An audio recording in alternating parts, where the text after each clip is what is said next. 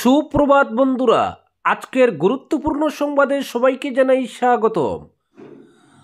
আজ হলো 15 নভেম্বর 28 কার্তিক শনিবার।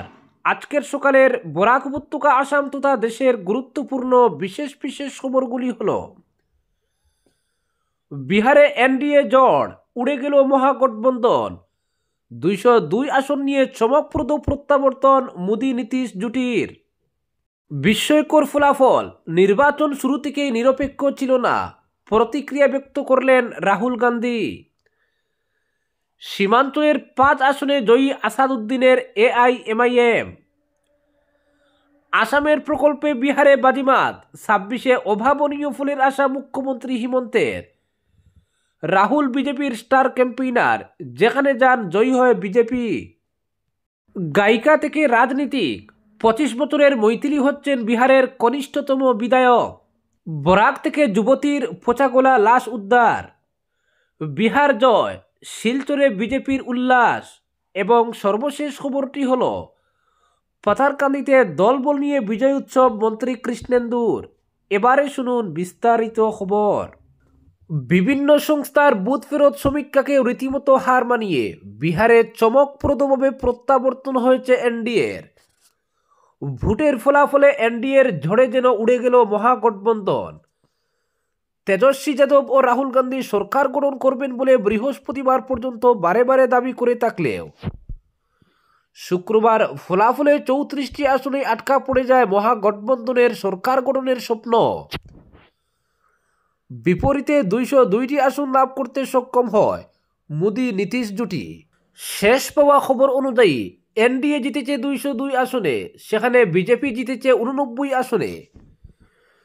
কেন্দ্রীয় স্বরাষ্ট্রমন্ত্রী অমিত শাহ আগে বিহার নির্বাচনে 160 আসনে জেতার কথা বলেছিলেন। সেই জায়গায় ডবল সেঞ্চুরি হাঁকিয়েছে এনডিএ, নিভে গিয়েছে লণ্ঠন। বলা বাহুল্য, গেরুয়া শিবিরের প্রত্যাশাকেও ছাপিয়ে গিয়েছে এই ফল।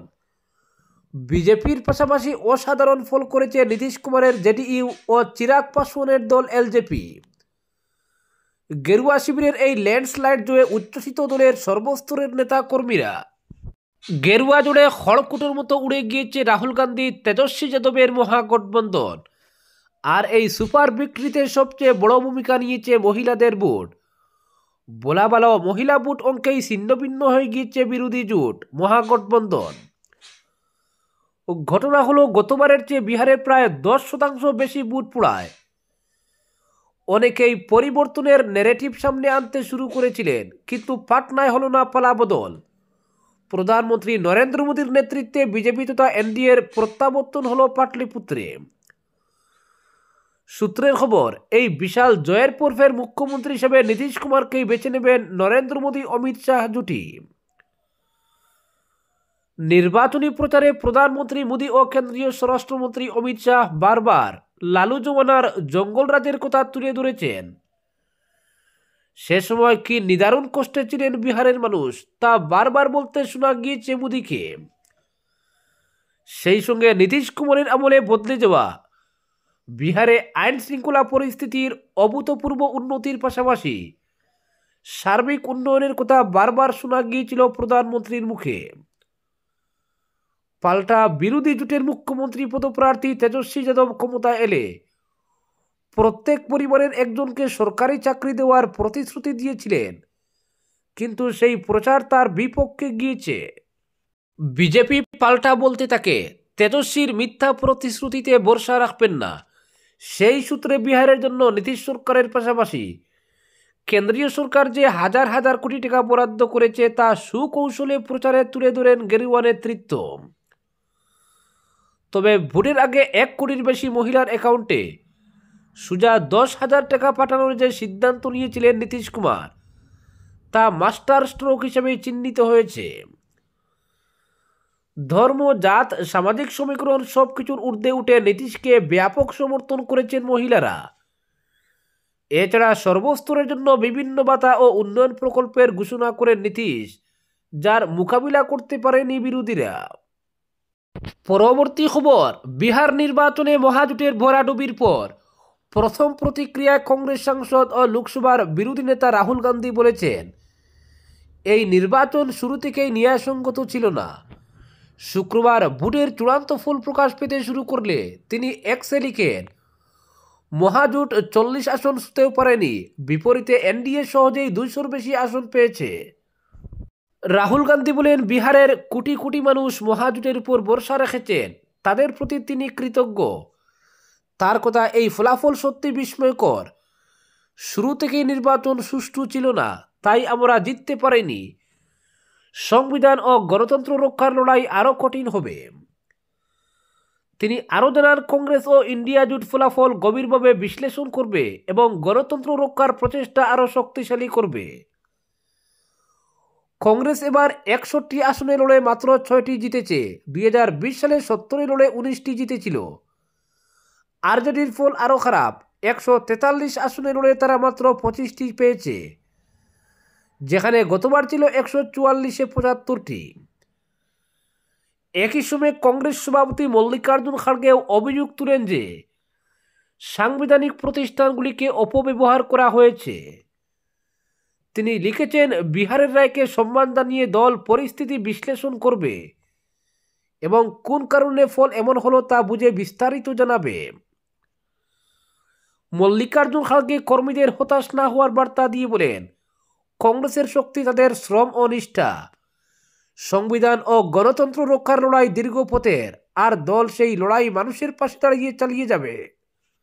পরবর্তী খবর, সীমাঞ্চলের 5 আসনে জয়ী আসাদুদ্দিন ওয়াইসির এআইএমআইএম। বিহার নির্বাচনের আগে অনেকেই ধরে নিয়েছিলেন আসাদুদ্দিন ওয়াইসির এআইএমআইএম আর আগের প্রভাব ধরে রাখতে পারবে না। দলের বিধায়কদের ব্যাপক পালাবদল আর মহাগঠবন্ধনের দিকে মুসলিম ভোট ঝুঁকার কথা মাথায় রেখে বিশ্লেষকদের ধারণা ছিল 2020 সালের 5 আসনের সাফল্য এবার কমে যাবে। শেষ পর্যন্ত সেই ধারণা ভুল প্রমাণ করল এআইএমআইএম। দলটি সীমাঞ্চলে নিজেদের আগের 5টি আসনই ধরে রেখেছে, একই অঞ্চলের আরও একটি আসন।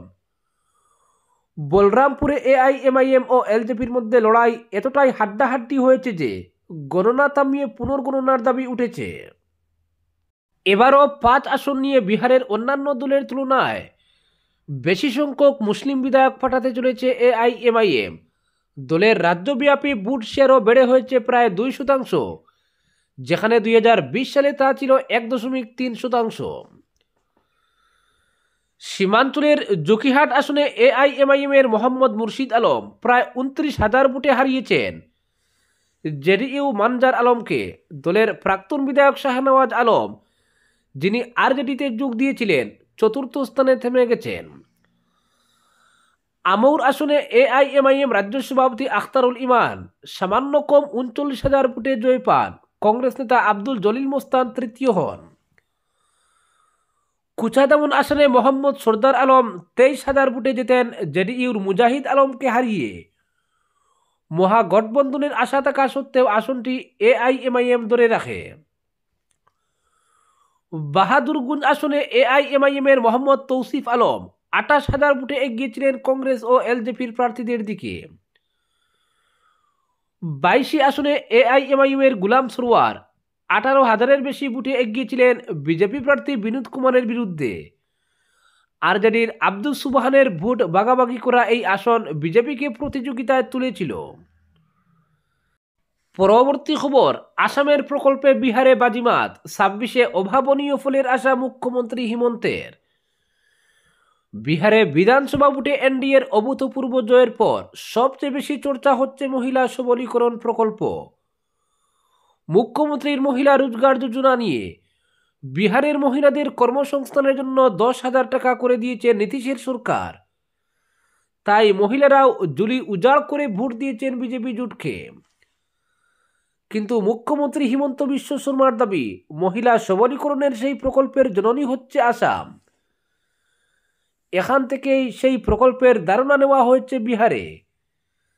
তাই বিহারে বিধানসভা ভোটের ফলাফল দেখে তার মন্তব্য, আসাম থেকে একটি প্রকল্প বিহারে নিয়ে গিয়ে যদি এতটা ভালো ফলাফল হয়, তাহলে 26-এ আসামের ফলাফল কতটা ভালো হবে কেউ ভাবতেও পারবেন না। আসাম হচ্ছে মহিলা উদ্যমিতা প্রকল্পের জননী, ফলে আসামের প্রত্যেক ঘরের মহিলারা আমাদের ভোট দেবেন। উল্লেখ্য, বিহারের নীতিশ সরকারের আদলে আসামেও বিধানসভা ভোটের আগে সরকার প্রতিটি বিধানসভা কেন্দ্রের আত্মসহায়ক গোষ্ঠীর সদস্য মহিলাদের হাতে তুলে দিচ্ছে 10,000 টাকা করে। তাই 26-এর বিধানসভা ভোটের ময়দানে সেই প্রকল্পের বিশাল প্রভাব পড়বে বলে আশায় রয়েছে বিজেপি নেতৃত্ব। মহিলাদের ভোটের উপর বরাবরই ভরসা করে বিজেপি, তাই অরুণোদয়ের মতো সামাজিক প্রকল্পের সঙ্গে মহিলা উদ্যমিতা প্রকল্পও নিয়ে এসেছে হিমন্তের সরকার। রাজ্যের 30 লক্ষের বেশি মহিলার হাতে সেই প্রকল্পের সুবিধা তুলে দিচ্ছেন মুখ্যমন্ত্রী। কর্মসংস্থানের লক্ষ্যে প্রথম বছর 10,000 টাকা করে পাবেন মহিলারা। টাকার সদ্ব্যবহার করলে পরবর্তী বছরে পাবেন 25,000 টাকা করে। তৃতীয় বছরে ব্যাংক ও সরকার মিলে দেবে 50,000 টাকা করে। ফলে বিহারের মতো আসামের ভোটের ময়দানেও মহিলা উদ্যমিতা প্রকল্প ক্যারিশমা দেখাবে বলে আশাবাদী খুদ মুখ্যমন্ত্রী। পরবর্তী খবরটি হলো, গায়িকা থেকে রাজনীতিক 25 বছরের মৈথিলি হচ্ছেন বিহারের কনিষ্ঠতম বিধায়ক। বিহার বিধানসভা নির্বাচনে নতুন ইতিহাস গড়তে চলেছেন জনপ্রিয় গায়িকা থেকে রাজনীতিক হয়ে ওঠা মৈথিলি ঠাকুর। মাত্র 25 বছর বয়সে তিনি আলীনগর আসনে আরজেডির হেভিওয়েট প্রার্থী বিনোদ মিশ্রকে হারিয়েছেন। এর ফলে তিনি বিহার বিধানসভার কনিষ্ঠতম প্রতিনিধি হতে চলেছেন। গত 25 জুলাই 25 বছরে পা দেওয়া মৈথিলি ঠাকুর এবার প্রথমবার নির্বাচনে লড়াই করলেন। আলীনগরের মতো মুসলিম অধ্যুষিত আসনে বিজেপির জয় নজর কাড়া। এই আসন এতদিন মহাগঠবন্ধনের ঘাঁটি ছিল। বিহারের প্রার্থীদের গড় বয়স যেখানে প্রায় 51 বছর, সেখানে মৈথিলির পাশাপাশি আরও কয়েকজন তরুণ প্রার্থী সোনু কুমার, নবীন কুমার, অমৃতা সোনি, কুন্দন কুমার, শম্ভুবাবু ও রাজকুমার এবার নির্বাচনে লড়ছেন। তবে মৈথিলি সবচেয়ে কম বয়সে বিধায়ক হতে চলেছেন। এর আগে 2005 সালে নির্দল প্রার্থী তৌসিফ আলম 26 বছর বয়সী বিধায়ক হয়েছিলেন। পরে 2015 সালে আরজেডির তেজস্বী যাদবও একই বয়সে নির্বাচিত হন। পরবর্তী খবর, বরাক নদীতে উদ্ধার হলো অপরিচিত যুবতীর মৃতদেহ। শিলচর তারাপুরের নাথপাড়া সংলগ্ন বরাক নদীতে এক অপরিচিত যুবতীর পচাগলা লাশ উদ্ধার করা হয়। শুক্রবার সকাল 10টা নাগাদ স্থানীয়রা মৃতদেহটি নদীতে ভেসে থাকতে দেখেন। তারপর স্থানীয়রা তারাপুর থানায় খবর দেয়। পুলিশ খবর পেয়ে ঘটনাস্থলে পৌঁছে নদী থেকে লাশ উদ্ধার করে ময়নাতদন্তের জন্য শিলচর মেডিকেলের মর্গে পাঠিয়েছে। বয়স আনুমানিক 35 থেকে 40 বছর হবে বলে ধারণা পুলিশের। পরবর্তী খবরটি হলো, বিহারে বিধানসভা নির্বাচনে এনডিএর জয়ে উল্লাস কাছাড় বিজেপির। শুক্রবার ভোট গণনার ঘণ্টা দুয়েকের পর থেকেই এনডিএ এগিয়ে চলতে শুরু করে। এরপর 200-র বেশি আসন দখল করে এবং বিজেপির সংখ্যাগরিষ্ঠ দল হিসেবে রয়েছে। এই আনন্দে মেতে উঠলেন কাছাড় জেলা বিজেপির সহ সভাপতি সহ কর্মকর্তারা। এদিন ইটখোলা দলীয় কার্যালয়ে বাজি পটকা ফাটিয়ে বিজয় উল্লাসে মাতোয়ারা হয় বিজেপির সমর্থকরা। সে সময় সাংবাদিকদের মুখোমুখি হয়ে জেলা বিজেপির সভাপতি রূপম সাহা বলেন, বিজেপি সরকার সবসময় জনগণের স্বার্থে কাজ করে যাচ্ছে, তার জন্য বিহারে বিজেপির বৃহৎ আকারে জয়লাভ করেছে। তারা জানতেন বিহারে ভারতীয় জনতা পার্টি এনডিএর সরকার জয়লাভ করবে, কারণ বিজেপি সরকার যেসব কাজ করেছে তা বললে শেষ করা যাবে না এবং প্রধানমন্ত্রী দেশকে কিভাবে আগামী দিনে আরও এগিয়ে নিয়ে যাওয়া যায় সেদিকে নজর রেখে দিনরাত কাজ করে যাচ্ছেন। তারই ফল বিহারের। পরবর্তী খবরটি হলো, পাতারকান্দিতে দলবল নিয়ে বিজয় উৎসব মন্ত্রী কৃষ্ণেন্দুর। বিহার বিধানসভা নির্বাচনে বিজেপির অপ্রত্যাশিত তবে অত্যন্ত গুরুত্বপূর্ণ জয়ের পর পুরো পাতারকান্দিতে যেন উৎসবের আবহ তৈরি হয়েছে। রাজনৈতিক মহল থেকে সাধারণ মানুষ সবাই উচ্ছ্বাসে ভাসছে।